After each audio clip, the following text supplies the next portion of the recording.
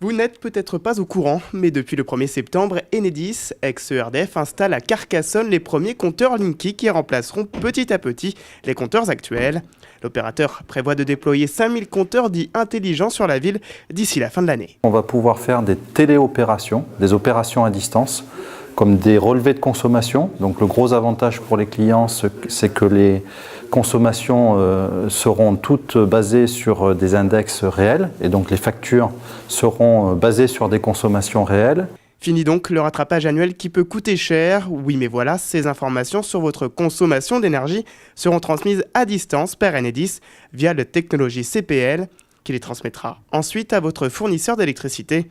Pour les opposants au compteur Linky dont un collectif s'est monté à Carcassonne, c'est un peu Big Brother qui rentre dans votre maison.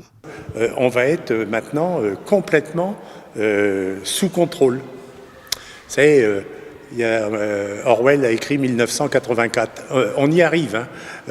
C'est la robotisation de l'humain.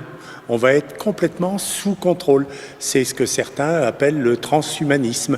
On va savoir à quelle heure vous ouvrez votre frigo, si vous êtes présent chez vous, etc., etc. Les risques, c'est de ne plus être maître chez soi, déjà. Je pense que ce que vous faites chez vous ne regarde personne. Vous pourrez toutefois vous opposer à la transmission de ces informations comme le demande la CNIL. Mais un autre point crispe les anti-Linky, les émissions d'ondes électromagnétiques qui pourraient être dangereuses pour la santé, ce que réfute Enedis. Ce qu'il faut savoir sur ce sujet-là, c'est que les compteurs Linky émettent ni plus ni moins que les compteurs actuels, que les compteurs d'ancienne génération. Ce n'est pas Enedis qui le dit, c'est deux rapports, un rapport de l'Agence nationale des fréquences et un rapport plus récent de l'Agence nationale de sécurité sanitaire qui ont fait des mesures de champs électromagnétiques qui existent d'ailleurs sur l'ensemble des appareils électroménagers et qui montrent qu'on a des niveaux d'émission qui sont très faible, très inférieur à la norme, plus de 100 fois inférieur à la norme et très inférieur aux appareils électroménagers couramment utilisés. Le collectif anti-Linky demande plus de transparence à Enedis. Ils invoquent le manque de recul sur les effets du compteur à long terme et parlent de principe de précaution. Si nous, on est pour développer la démocratie, c'est pas pour dire « nous, on veut interdire les compteurs Linky partout ». C'est ridicule.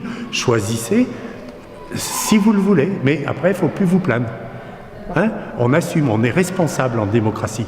Mais en citoyen responsable, on s'informe, on se documente à toutes les sources. Et après, on fait un choix. Même certaines communes ont tenté d'interdire l'installation du compteur Linky sur leur territoire, sans succès. À Carcassonne, le collectif a même interpellé les élus du conseil municipal, mais le maire n'a pas souhaité prendre position. Je vous dis ce que je dis. La commune, c'est une obligation imposée par l'État. C'est un article 342.4 du Code de l'énergie. Donc on ne peut pas y échapper, c'est comme ça. C'est ainsi. Donc la commune n'a pas à prendre position. En tout cas, vous pouvez toujours refuser le compteur Linky le temps de son déploiement sur le territoire national. Enedis prévoit d'installer 35 millions de compteurs d'ici 2021.